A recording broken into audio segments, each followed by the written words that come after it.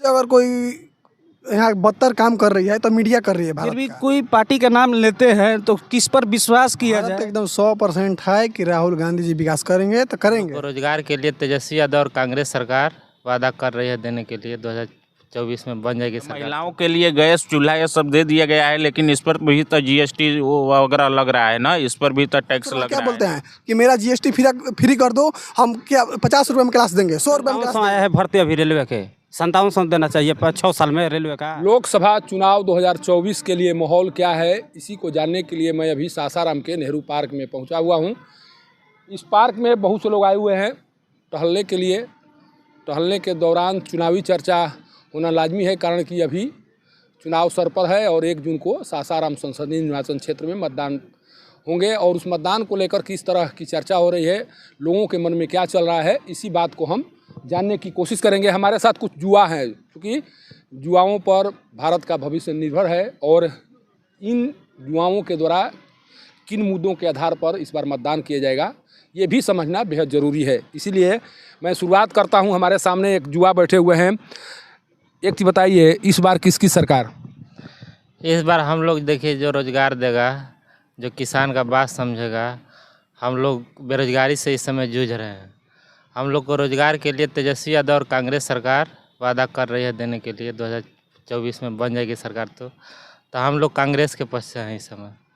आपको लगता है कि कांग्रेस सरकार आने के बाद रोजगार मिलेगा? क्योंकि तेजस्वी यादव अपना करके हम लोग को दिखा दिए हैं। 17 महीना से कहा 17 साल, तो उनके पर भरोसा है। और कांग्रेस भी, राहुल गांधी भी बोल रहे हैं और तेजस्वी यादव भी बोल रहे हैं, तो हम लोग का मत उन्हीं पे जाएगा। आपको क्या लगता है कौन भारत का विकास करेगा? भारत एकदम 100% है कि राहुल गांधी जी विकास करेंगे तो करेंगे, क्योंकि यहाँ पे इनको 9 सालों के अंदर देख लिया गया। भारत एक लोकतंत्र कंट्री है, देश है, और पूर्ण रूप से आज तक मोदी जी ने कभी भी अपने कार्यकाल में प्रेस कॉन्फ्रेंस तक नहीं किए। यहाँ तक कि जब G20 हुआ वहाँ भी उनको बोला गया, वहाँ भी मीडिया को बाहर निकाल दिया गया। भारत का चौथा स्तंभ होता है मीडिया, और उसको ही निकाल दिया जा रहा है और बिकाऊ मीडिया है। सबसे अगर कोई यहाँ बदतर काम कर रही है तो मीडिया कर रही है। भारत का जो लोकलिस्ट मीडिया है वो सब अपने स्तर पर सही काम कर रही है। जो इंटरनेशनल लेवल पे मीडिया है, जो राष्ट्रीय पर है, वो बहुत ख़राब काम कर रही है मीडिया। अच्छा, जिनका आप नाम ले रहे हैं उनके बारे में कहा जाता है कि वो उसी कांग्रेस पार्टी के नेता हैं जिस कांग्रेस पार्टी के द्वारा 65 सालों तक भारत में राज किया गया, सरकार चलाई गई उस पार्टी के द्वारा, लेकिन विकास के कार्य उस तरह से नहीं किए गए जिस तरह से किया जाना चाहिए। आपको किस तरह से भरोसा लग रहा है कि नहीं, इस बार अगर प्रधानमंत्री बनते हैं राहुल गांधी तो उनके द्वारा विकास किया जाएगा? उनको देखिए, जिस टाइम से उनका मतलब, जैसे कि उन लोग पर 14 में इनका सरकार आया, 14 से पहले जैसे कि आप आटा पर जिस देश में आज तक कितना भी शासन हुआ, डायरेक्ट कोई मतलब खाना पर, राशन पर टैक्स नहीं था। अगर भारत में सेकंड नंबर हाईएस्ट के कोई जीएसटी है तो शिक्षा पर है। आप बोलते हैं कि हम शिक्षा, बेटी पढ़ाओ बेटी बचाओ, और ऐसा आप नारा देते हैं, और नारा देने के बावजूद शिक्षा पर इतना आप महामारी कर चुके हैं कि लड़का लोग बहुत बेदीन हो चुका है। आज हम बता रहे हैं अपना, आज हम खुद बिहार एसआई का मतलब एक क्लास लेने वाले हैं, उस पर 2900 फी हो गया। ऑनलाइन क्लास का ये रेट है, आज क्यों जीएसटी भरना पड़ रहा है? आज खान सर वहाँ क्या बोलते हैं कि मेरा जीएसटी फ्री कर दो, हम क्या 50 रुपए में क्लास देंगे, 100 रुपए में क्लास देंगे। ऐसे बहुत सारा मुद्दा है जो कि भारत में उनकी वजह से मतलब बहुत सारी तकलीफें झेलना पड़ रही है। बहुत जीएसटी वगैरह कितना हो गया, रेल घेल बेल सेल जितना भी स्थापना हुआ, सब किसका देना है? सब कांग्रेस का देना है। आपको भी लगता है कि इस बार कांग्रेस पार्टी को सामने लाया जाए? आप किसके पक्ष में मतदान करेंगे? हम कांग्रेस के करेंगे।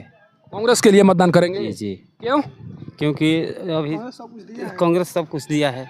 क्या दिया है, कुछ तो बताइए। बहुत कुछ दिया है, बोल रहे हैं देने के लिए, ठीक है ना? भरोसा है आपको? हाँ, भरोसा है। भरोसा है। क्या करते हैं आप? हम तैयारी करते हैं। एग्जाम का तैयारी कर रहे हैं? हाँ, रेलवे का। हाँ। तो यह नरेंद्र मोदी सरकार में युवाओं के लिए रोजगार नहीं मिला? नहीं, 5700 आया है भर्ती अभी रेलवे के 5700 देना चाहिए 6 साल में रेलवे का, एलपी का। माने कहीं ना कहीं युवाओं के भविष्य के साथ खिलवाड़ किया जा रहा है, आपको लगता है? आपको क्या लग रहा है सर? हमारे को भी यही लग रहा है कि कांग्रेस अगर आएगी तो हमारी सत्ता एकदम पलट जाएगी, ठीक ना? अगर कांग्रेस आती है तो हम लोग को जो युवा साथी हैं वो आगे की ओर तरक्की कर सकते हैं।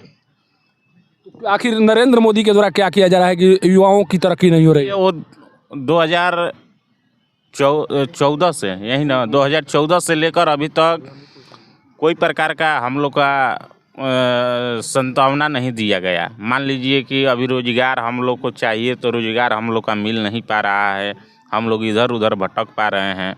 वो तो कह रहे हैं कि महिलाओं के लिए गैस दे दिया गया, गरीबों के लिए राशन दे दिया गया, इलाज के लिए आयुष्मान दे दिया गया, किसानों के लिए 6,000 रुपया प्रति साल दे दिया गया। अब क्या दिया जाना चाहिए? तो महिलाओं के लिए गैस चूल्हा ये सब दे दिया गया है, लेकिन इस पर भी तो जीएसटी वगैरह लग रहा है ना, इस पर भी तो टैक्स लग रहा है ना। केवल जीएसटी के आधार पर कांग्रेस को चुनना चाह रहे हैं? जीएसटी को नहीं, जीएसटी के आधार पर हम कांग्रेस को क्यों चुनना चाहते हैं? जो कि 400 रुपया है गैस को पहले लगता था, अब सीधे 1400-1200 रुपया लग रहा है। बताइए हम कैसे कह सकते हैं कि नहीं हमारे नरेंद्र मोदी अच्छे काम कर रहे हैं?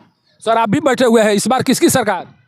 सर हम ये बताएंगे किसकी सरकार का हम सपोर्ट नहीं करते हैं। हमेशा हम स्टूडेंट होके नाते यही बोलेंगे कि मतलब हमेशा हम लोगों को जो भी फॉर्म अप्लाई होता है, फॉर्म भरने में 500 रुपया 1,000 रुपये इतना पैसा देने में हम लोग सक्षम नहीं होता है। और फिर क्या होता है कि एग्ज़ाम होता है, परीक्षा कैंसिल होता है। जैसे अब देखिए कि बीपीएससी टीचर का एग्ज़ाम हुआ है 3.0, पूरा परीक्षा हुए, एग्ज़ाम कैंसिल हो गया और पेपर लीक भी हो जा रहा है। तो ये सब देखते हुए हम लोग को कहाँ देना है, कहाँ क्या करना है, ये तो हम लोग की सोचने वाली बात है। फिर भी कोई पार्टी का नाम लेते हैं तो किस पर विश्वास किया जाए, ये विश्वास करने वाले लायक ही नहीं है राजनीतिक क्षेत्र में। शिक्षा किसी पार्टी पर का ध्यान नहीं है, किसी पार्टी का ध्यान नहीं है, कोई पार्टी का ध्यान नहीं है हमारा। तो आखिर मतदान तो करेंगे, सरकार तो चुनेंगे ना? नहीं है, मत देना है, मत देंगे। अब देंगे, अब सोच रहे हैं, अभी तो हम कंफर्म ही नहीं किए कि किस पार्टी में हम वोट करेंगे। देखिए ये युवाओं की राय है और युवाओं की राय के आधार पर आप समझ सकते हैं कि किस तरह से नरेंद्र मोदी सरकार से जो सासाराम संसदीय निर्वाचन क्षेत्र के युवा हैं वो खफा हैं।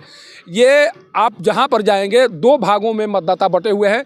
एक वैसे मतदाता जो रोजगार की तलाश में लगातार यहाँ से वहाँ भटक रहे हैं, जो नौकरी की तैयारी कर रहे हैं, उनके मन में लग रहा है कि नरेंद्र मोदी के द्वारा रोजगार का सृजन नहीं किया जा रहा है, नौकरियों की स्थिति लगातार दयनीय की जा रही है, जिस कारण से उनका भविष्य प्रभावित हो रहा है।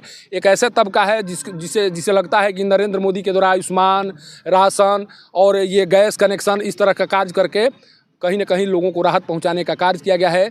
लेकिन 2 धड़ों में बटे इन मतदाताओं के द्वारा इस बार किसके पक्ष में मतदान किया जाता है और किस तरह की सरकार का चयन इस बार होगा, ये तो 4 जून को पता चलेगा।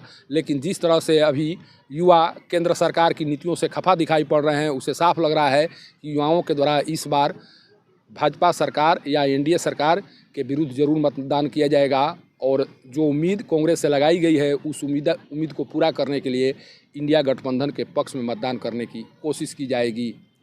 सासाराम से पब्लिक न्यूज़ के लिए सत्येंद्र चौबे की